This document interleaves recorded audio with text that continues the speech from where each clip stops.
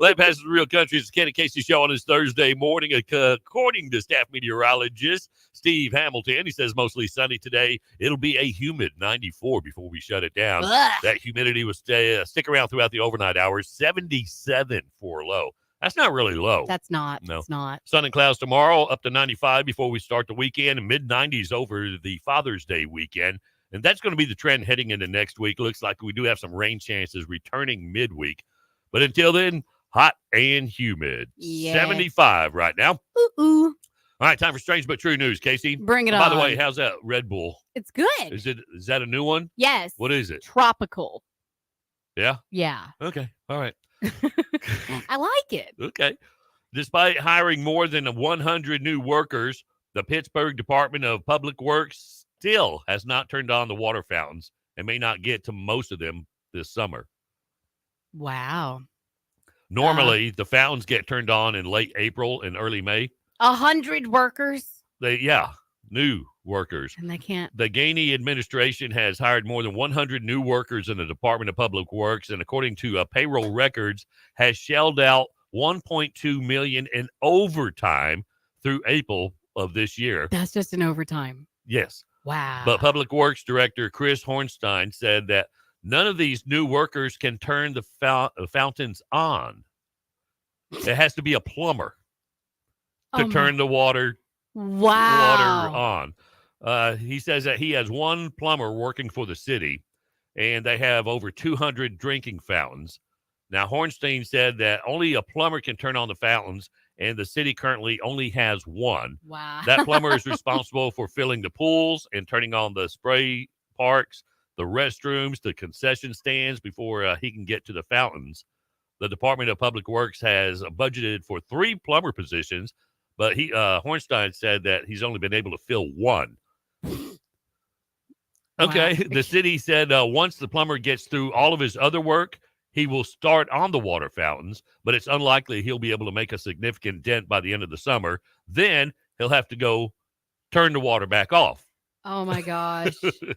Yeah, that's not thought through very well. That's poor planning there. Yeah. Mhm. That's taxpayer money. Who cares? Yeah. All right. There's a woman who was arrested after publicly berating a mother in a Mexican restaurant after her baby made some noise. Yeah? I say, okay, what's wrong with that?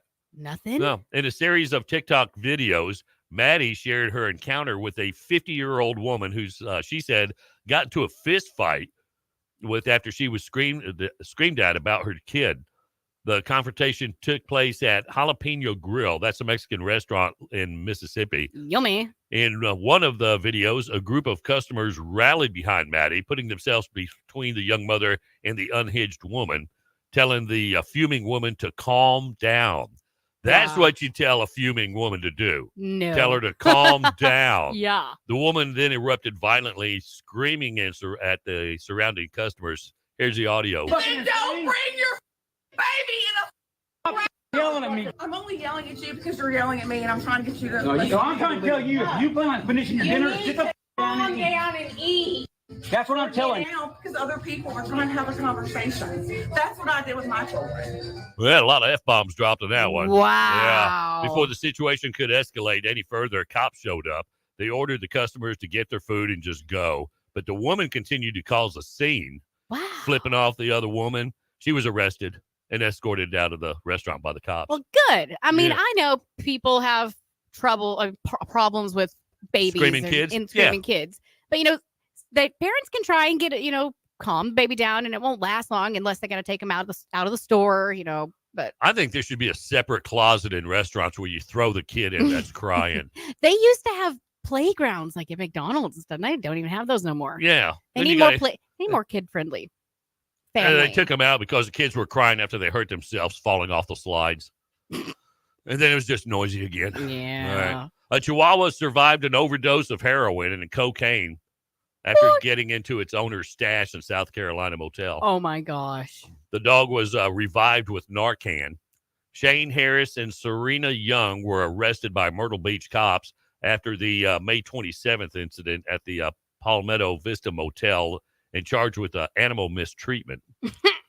Wow. Isn't that where Rachel Uber is? Yeah, I think so. Myrtle Beach, somewhere around there where she was. Young was also charged with possession and intent to distribute heroin. Now, Harris and a home health aide staying at the motel rushed the 15-pound dog. 15-pound Chihuahua? That's Are you kidding me? that's a Ain't big no chihuahua. That's not a Chihuahua if it's 15 pounds.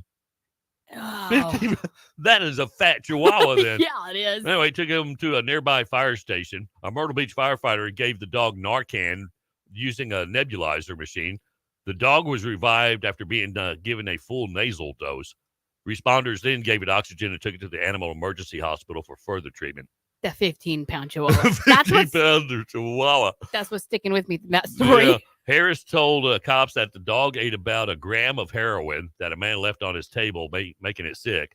Wow. Cops searched the motel room, found a syringe with clear brown liquid in a black purse. The liquid, of course, tested positive for heroin and cocaine. Young admitted the syringe was hers. Now, Harris and Young were each sentenced to 15 days in jail and fined over $1,000. Young was also given a $35,000 bond on the drug charge. What's going on? That's a sad story, but damn, a 15-pound Chihuahua. I want to know what they're feeding them. Heroin. I mean, aside from that. I don't know. Whatever it is making them have the munchies. Wow. 15-pound Chihuahua. Yeah. I wonder what it'll look like. I don't know. What if we can look it up? Probably not. It's like a pit bull with a Chihuahua head. Yeah. We got to look that up. Yeah, we do. All right, Lampasas Real Country is on iHeartRadio, or just download the app on your phone. Take us everywhere you go. All the time. 8:48, a dozen before 9 at Lampasas Real Country. Today's hits, yesterday's favorites. Good morning. Ken and Casey in the morning. There's something very, very wrong with them. Lampasas Real Country. Are you starting to feel the Texas heat creeping back in? Don't sweat it. You have Texair HVAC in Lampasas. For over 20 years, Texair has been keeping families comfortable in the Lampasas, San Saba, and Burnett areas.